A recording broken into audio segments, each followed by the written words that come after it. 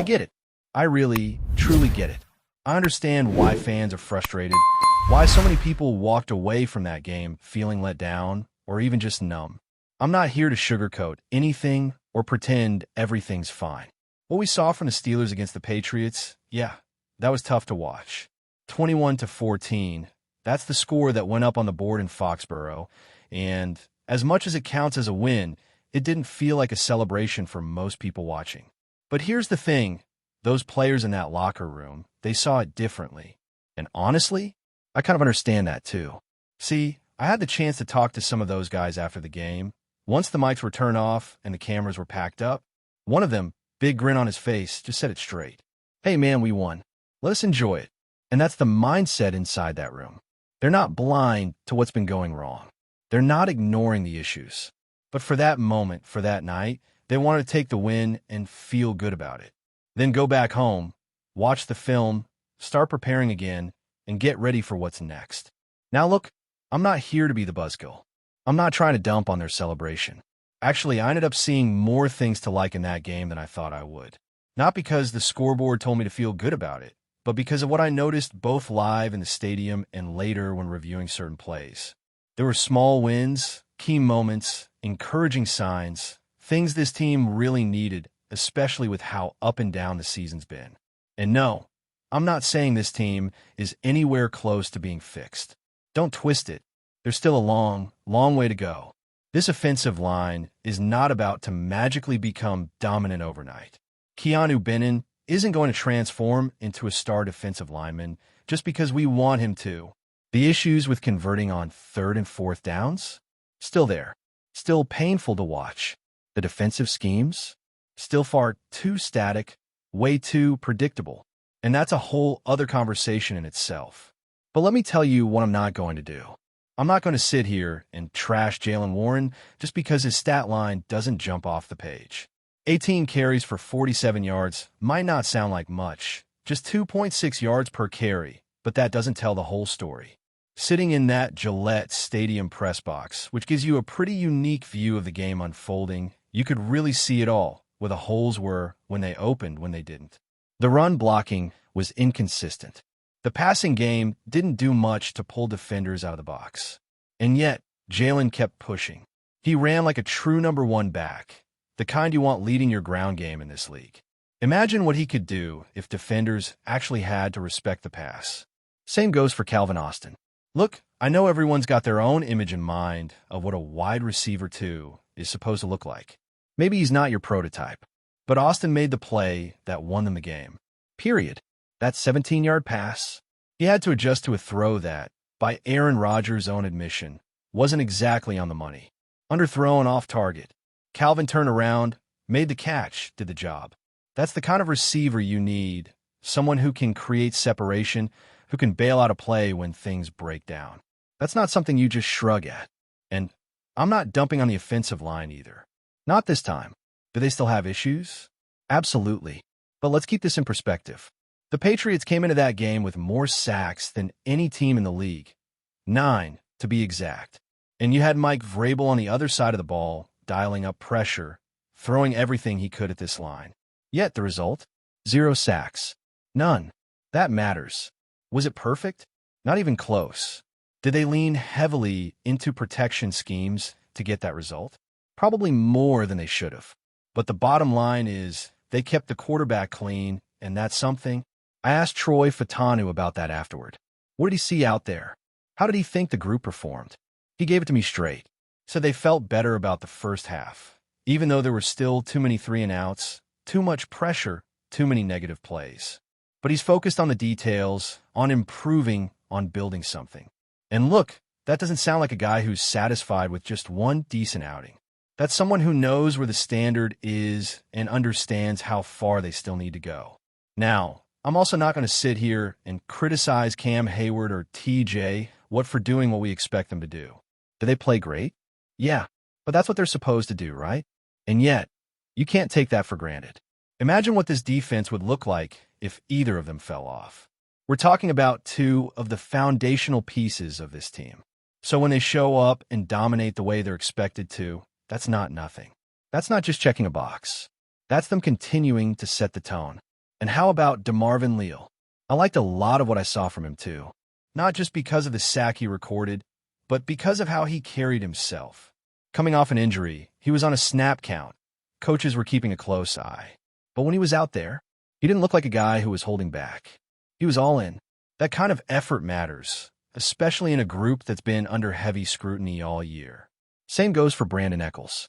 This guy steps in for Joey Porter Jr., and what does he do?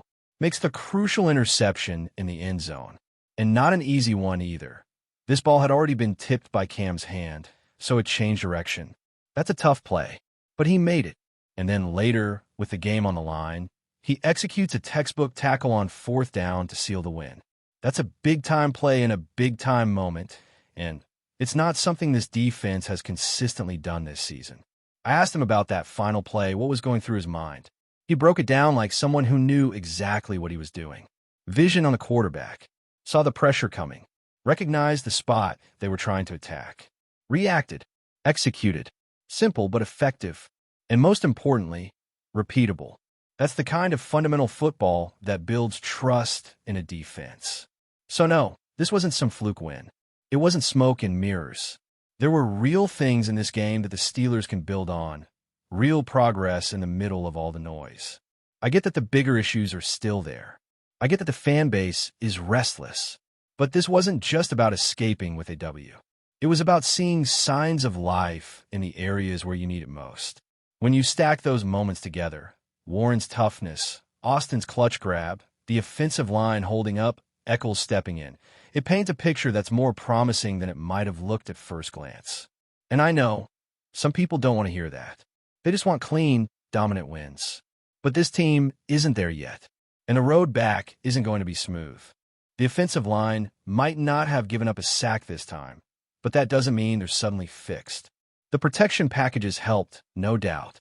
There were Max Pro sets, extra blockers chipping on the edge, and plenty of quick reads built in to avoid pressure. But when you're doing all that just to survive, you're not really playing from a position of strength. You're playing scared. You're calling a game that's reacting to fear, not one that's built to attack. And when you're investing in a quarterback like Aaron Rodgers and surrounding him with weapons, you don't want to live in that kind of system forever. At some point, the line has to win straight up. They're not there yet. Not even close. I was watching Mason McCormick in particular during the game, and to be honest, his showing stood out in a negative way. Not trying to single anyone out, but when you're looking for signs of progress, you also have to be honest about where the setbacks are. He was the guy I had the most concerns about when reviewing things.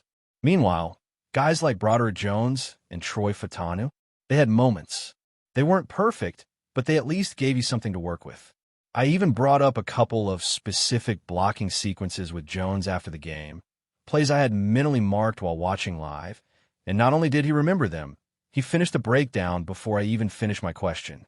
That tells me he's engaged. He's processing. He's seeing the same game you're seeing, which is a good sign. Still, let's be clear, this isn't about crowning anybody. This group hasn't made a leap. There's no collective surge forward. If anything, you're seeing bits and pieces start to take shape with certain individuals, and that's how it has to begin. You can't expect 5 guys to suddenly lock in as one unit unless each part is developing on its own. They're not there yet, but maybe, just maybe, they're starting to move in the right direction. That brings us to the big question a lot of fans have been tossing around. Should they flip Broderick Jones and Troy Fautanu? Is it time to experiment, to try something different and maybe spark better results? It's not a dumb question. I get where it's coming from. Fautanu played on the left side in college. Jones has looked shaky over there. So naturally, fans start doing the math. But let's talk about what that actually means. When you change tackle positions, you're not just moving chess pieces around. You're ripping apart months of reps, communication, chemistry. The guard next to each of those tackles relies on them. The center builds rhythm based on their presence. It's not a video game where you swap players and keep everything else intact. This is a real, functioning unit. And the only way a move like that happens mid-season is if you've completely given up on one of the players, or if you're in total desperation mode. The Steelers aren't there yet, and I don't think they will be during this campaign. If changes come, they're going to come in the offseason. That's when you take stock. That's when you ask hard questions about whether someone like Jones can really be your franchise left tackle or if you got to pivot. That's when you consider whether Fatanu's long-term future is better served on the left side. Not now. Not when you're trying to give Aaron Rodgers a fighting chance behind a line that's already had enough instability. And speaking of Rodgers, you could tell this game wasn't one of his finest. He'd be the first to say it.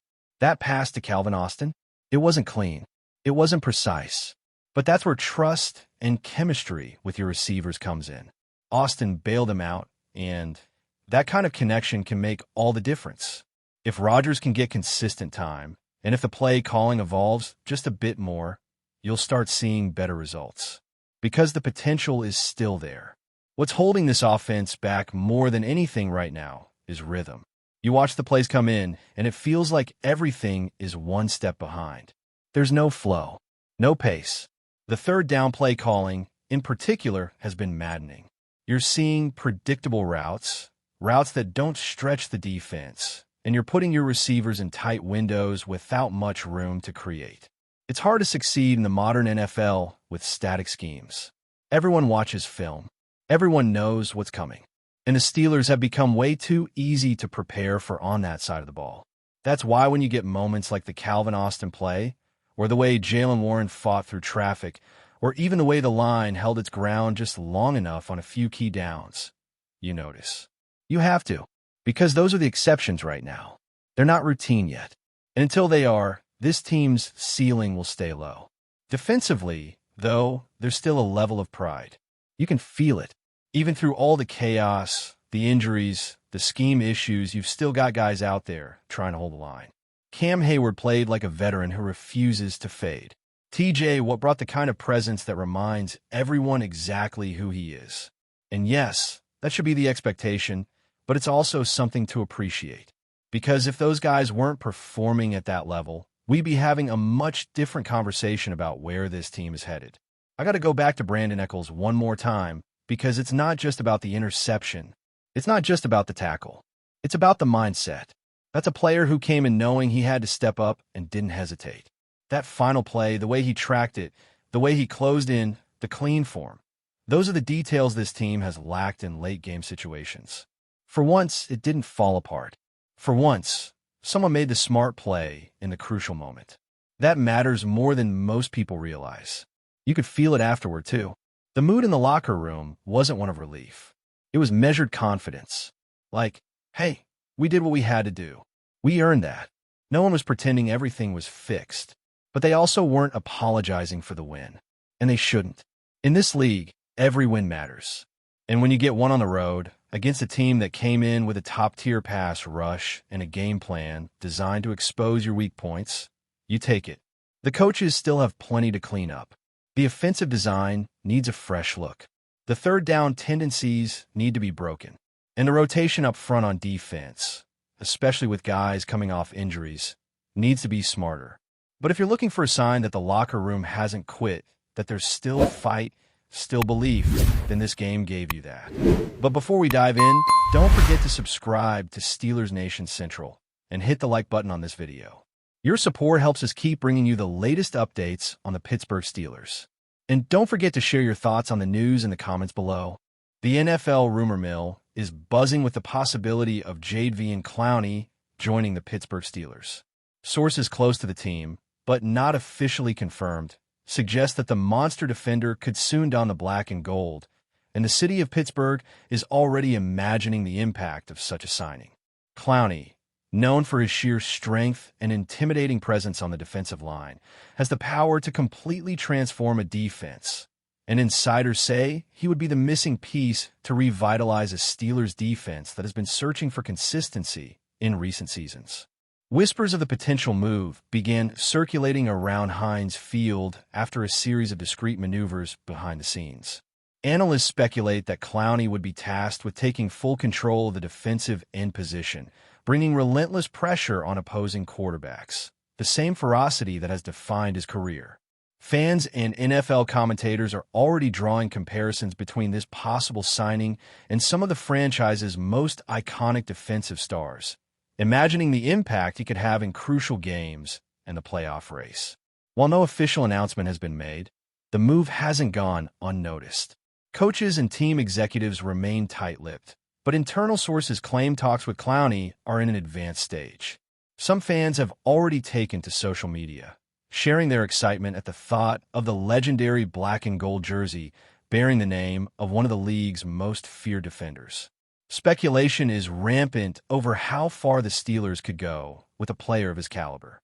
If the deal goes through, Clowney wouldn't just strengthen the defensive line. He'd send a clear message that Pittsburgh is ready to invest heavily to reclaim its place as an NFL powerhouse. For now, all that remains is waiting for official confirmation, but the rumor has already ignited the fan base. The city is buzzing with anticipation, imagining jaw-dropping tackles and devastating sacks, with Clowney taking command of the defense with his signature aggression.